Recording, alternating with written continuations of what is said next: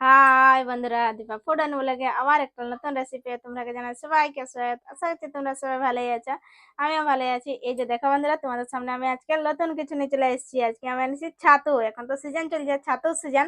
তো যে ছাতু নিয়ে চলে এসেছি, বালি ছাতু দেখছো না, কি সুন্দর একদম টাটকা কুড়া নিয়ে চলে এসেছি। এই যে দেখছো না, তো এই গাকে এখন আমি ধুয়ে নেবো। এই গাকে আমি আজকে ভাজবো। তো তোমরা দেখতে থাকো ফুড রেসিপি আমি কিভাবে আজকে ছাতু ভাজছি। এই দেখো ছাতু গা তো আমি বাছে নিয়েছি, এই গা তো বালিয়ে ফুটে ছাতু গা। তো এই যে দেখো বালি বালি ভাব থাকে, তো আমি গা বাছে নিয়েছি। গাকে এখন আমি ধুয়ে নিবো, ভালোভাবে ধুবো। 3-4 বার না ধুলে তো এই গা যাবে নাই। তো এই যে দেখো আমি এখানে গাকে এখন আমি ধুয়ে নিবো। এই গাকে তো একটা বাটির মধ্যে দিচ্ছি, তাহলে ভালোভাবে ধোয়াবে। এই যে দেখো জায়গাটা বড় নিয়েছি, এখানে আমি জল দিন দিব।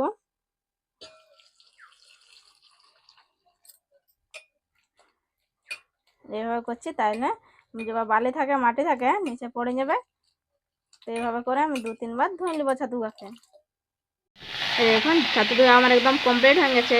যত বালি ছাতু বালিয়া ফুটে তোমরা তো জানোই, তাই জন্য একে ভালোভাবে ধুতে হয় বড় জায়গায়। তো আমি 3-4 বার একে ভালোভাবে ধুয়ে নিচ্ছি, ধোয়া একদম কমপ্লিট হয়ে গেছে। তাই যে দেখো আমি খাড়ি কড়াই চাপাই নিচ্ছি গ্যাসে। কড়াইতে আমি এখানে তেল দিই নাই, দেখো এখানে ছাতু আমি দিয়ে নিচ্ছি। ছাতু দেওয়ার বাদে এখানে আমি অল্প জল দিয়ে নিচ্ছি। ছাতু এত তোমার জল বাইর হবে, তাই জন্য এটাকে লাড়াচাড়া করে একবারে আমি শুকনা করে নিব। তো যে দেখো লাড়ে কত জল বাইর হতে, দেখো নুনটা দিতে জলটা বার হচ্ছে। জলটা ফেলাতে হবে না, জলটা এইভাবে শুকনা হয়ে যাবে কড়াইয়ে।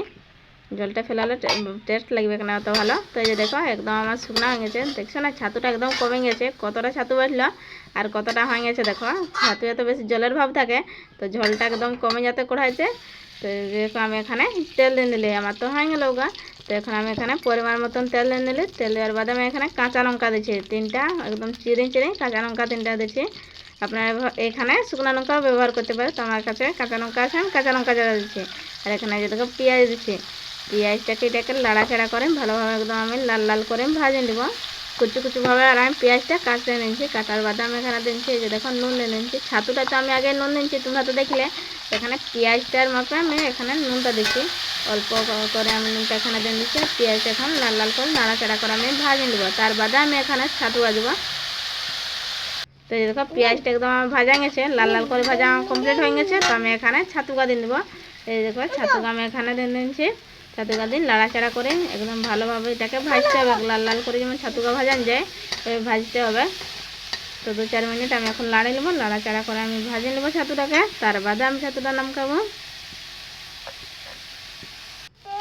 এই যে দেখো তোমরা আমি তুলে দেখাচ্ছি যে কীভাবে আমার ছাতুটা হচ্ছে।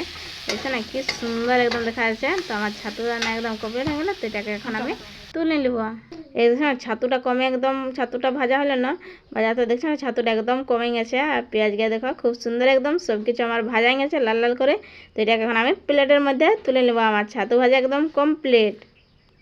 এই যে বন্ধুরা দেখো আমার ছাতু ভাজা তো একদম কমপ্লিট হয়ে গেল। আর আমার রেসিপিটা যেভাবে ভালো লাগলো বন্ধুরা, তো আপনারা লাইক কমেন্ট শেয়ার আর সাবস্ক্রাইব করতে ভুলবেন না। আজকের জন্য বাই, আবার দেখা হবে তোমার সাথে নতুন রেসিপি নিয়ে।